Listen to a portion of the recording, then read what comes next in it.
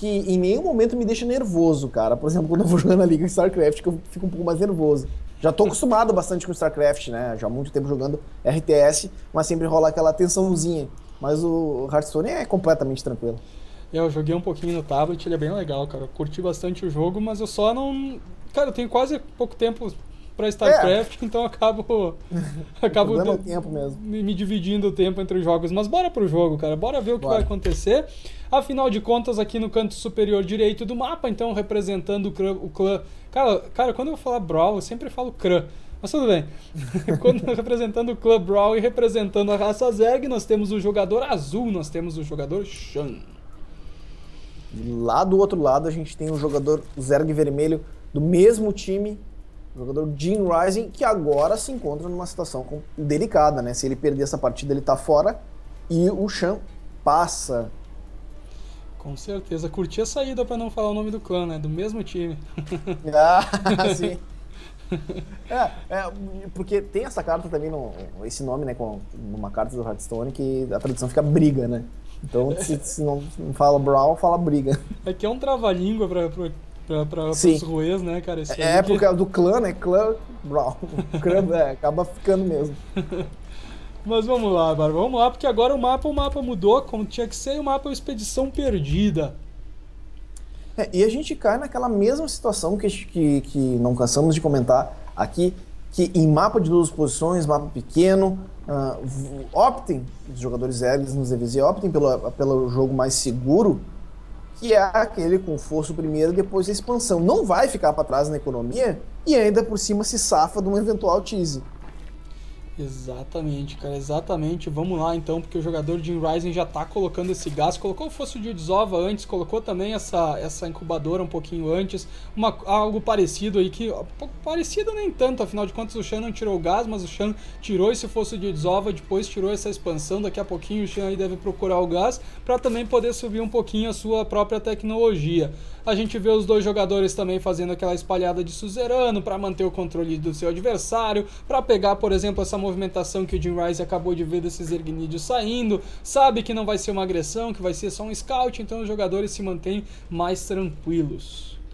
Esse suzerano em frente à expansão natural, ele é muito importante para pegar a eventual saída de unidades e também controlar o timing da natural. Quando o jogador ele olha e clica na expansão do adversário, ele sabe exatamente a estratégia. Só pelo timing, né, que está saindo essa expansão, ele sabe a estratégia adotada pelo adversário, até porque não tem muitas variáveis. Vai mudar bastante na expansão, pessoal, porque sai com um número maior de trabalhadores e a economia, o jogo vai acontecer muito mais rápido.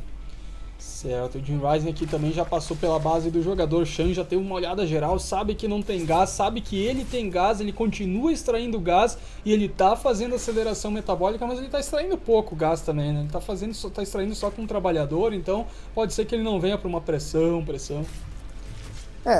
Dependendo, de repente ele possa jogar um pouco mais na reação do tipo seguinte: tá, o cara tá indo lá, vou continuar coletando um pouco de gás se eu precisar, eventualmente, de um ninja tatu bomba.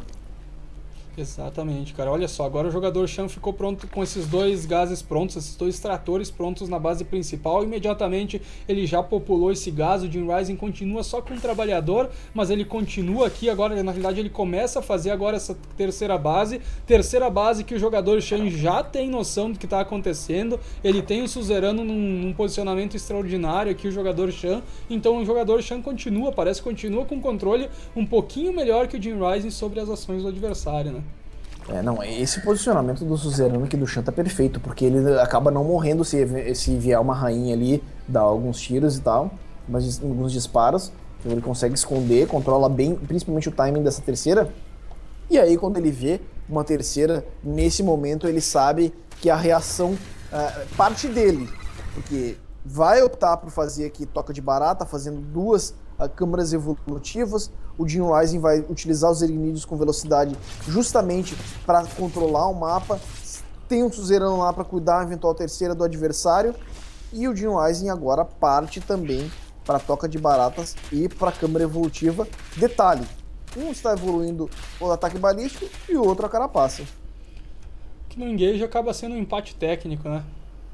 Sim, sim, sim. Aí vai depender muito, muito mais de posicionamento, etc. E o Jim Rising tem que optar, tem que cuidar aqui, na verdade, para não deixar essa terceira cair. Olha o posicionamento ruim, o posicionamento dessa rainha que tem mais energia, vai cair, hein? Nossa, importante. caiu aquela rainha bela. Pequena grande vitória do Jim Rising ali. Sim, sim, sim, sim, porque ele pegou justamente a rainha que tinha mais energia, que pode até mesmo fazer a Gosma avançar até a terceira base, ou até mesmo fazer uma transfusão, uma eventual defesa. E agora o Jim Rising com o Zergnid ali dentro, vendo toda a estratégia do adversário. Fez um reconhecimento aí de graça. Exatamente. Agora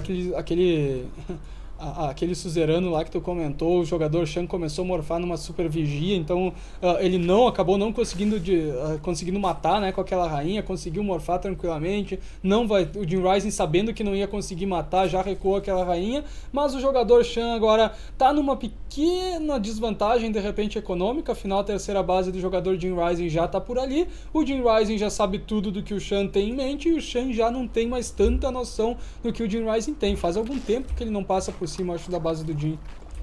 E isso é um problema, porque a gente se encontra num quadro em que o Jim Rising tem uma expansão, uma terceira base funcionando há mais tempo que o adversário, e isso a gente sabe o quanto pesa na hora da reposição, na hora de fazer os aprimoramentos, né, de manter o ritmo dos aprimoramentos, porque é muito difícil manter o ritmo da tecnologia e manter o ritmo da reposição quando num jogo onde as lutas acontecem muito rápidas e as reposições acontecem muito rápido. Então tem que ter uma economia para dar esse suporte, e justamente o que o Jim Rising está construindo e criou essa vantagem para isso.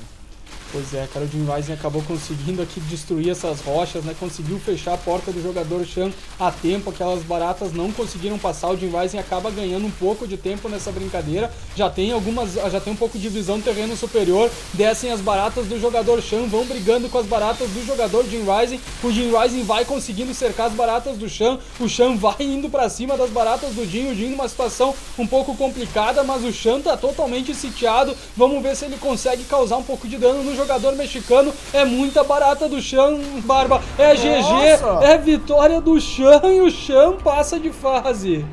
Nossa, mas essa vitória aí, ela veio do... Olha, o Jim Rising tinha construiu uma economia excelente, mas a